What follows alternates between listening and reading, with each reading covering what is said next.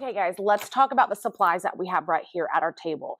Every table has their own cart. Let's talk about what's on the top of the cart. As you can see, there is a container on the edge. These are our paint mats. So if Miss Lawson calls your name to grab the paint mats, you would grab them out of that container and you would put a paint mat in front of every student. If you have extra paint mats, then you would just stick them back in that container. That will be one person's job.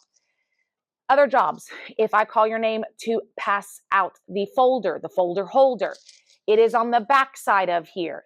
It is the same color as your table for most of you. So this is red table. I would open up the folder. Inside the folder, there are papers for everyone at your table. I would pass them out to every student. And then again, if you have any extra paper, if someone's absent, leave those papers in there in the folder and it goes right back where you got it from. That will be another job. Please listen, I will always tell you which way that your paper goes, either horizontal or vertical. Miss Lawson will make sure you know which way. Another job is passing out our tools to write our name. This is also right on here. There are two little pictures right here, a crown and a pencil.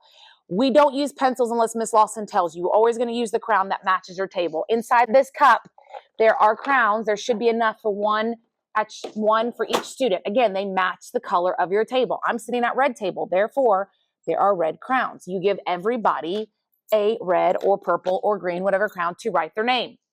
And that's when we're going to be writing our name on our paper.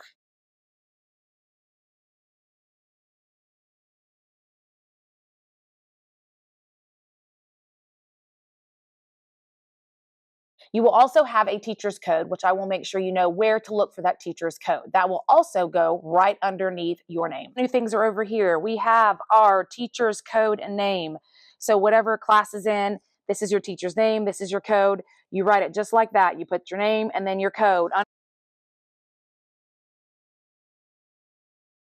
Now, once everybody's written their name and their code, that same person is going to collect all the crowns, making sure that everybody's done, and they're going to go right back to where that guy is in the crowns. So that is how we prepare for our lesson. We've got to make sure our paint mats, if we're painting, are out, our paper is passed out by the folder holder, and that our name is written with our colored crown. So that way, Miss Lawson knows if I ever see your name in this color, I know you sit at the red table. It helps me organize our art as it comes off the drying rack, so we'll get it ready for the next step.